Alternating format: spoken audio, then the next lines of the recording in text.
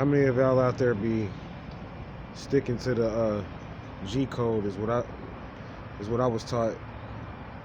It was called back in the day by Cash Money Records. It's actually where I first heard that from, and I began to research it, and come to find out that this actually came from a real concept dealing with the sample letter zip code use when dealing and traveling into different jurisdictions and different zip codes. And this can get pretty interesting. This is going to actually go into the number 16. This is like the kickoff to it. And I just want to let people know that there's a master zip code that no matter where you traveling at or how you doing this, because I know you guys out there, some of the real hustlers out there know what I'm talking about, and they think, and most of us think, you just go from different zip code to zip code, and each zip code acts as an account. Many people know about that. However, through some different agreements and a lot of research and a lot of pain, actually, I just found out that that's not the same anymore. Sample letter zip code use is now changing. They're changing that whole format up. It's not even based on the zip code anymore. They're actually going into the letter. You have to prove it now through the actual letter.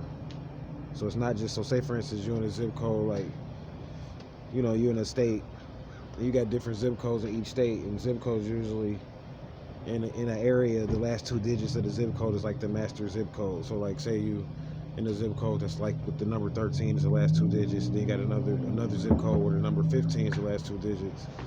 But they're not doing that anymore. They're not using numbers anymore. Each state is now, it's kind of like the fees are going up. You have to now prove through something called R Capital, where the master zip code is held for any zip code in the country.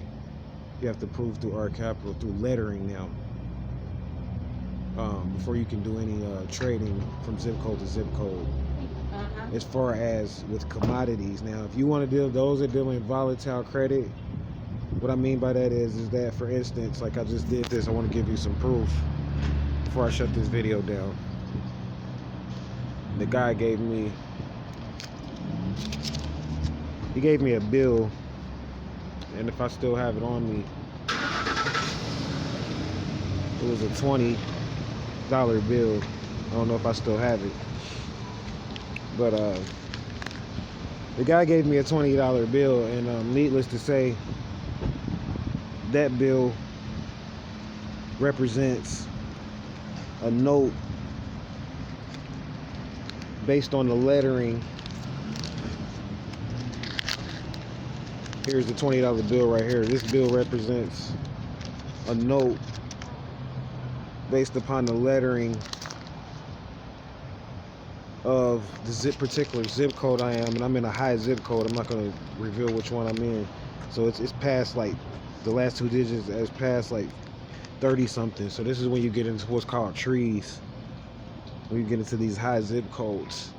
And most people think they can just go from these zip codes and they use them as bank accounts, not really realizing you have to verify each. When you go to each zip code, you got to verify it by letter and not number. When you verify by letter, we talking about a difference of thousands of dollars versus hundreds of dollars, for instance, in each zip code needing to be spent in order for you to begin to accept stuff for value and start to trade in each zip code, meaning that you'd have to have $1,000 in either a sale or a buy or a sale and lettering in certain high zip codes before you can even move into trading and treaties in each zip code and moving from zip code to zip code to think you actually are generating profit, because you may not be.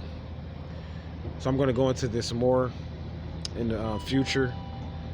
Just a little bit of food for thought and a little bit of wisdom out there for you entrepreneurs and real live hustlers out there that's into what I was talking about as far as using zip codes as bank accounts to generate profit.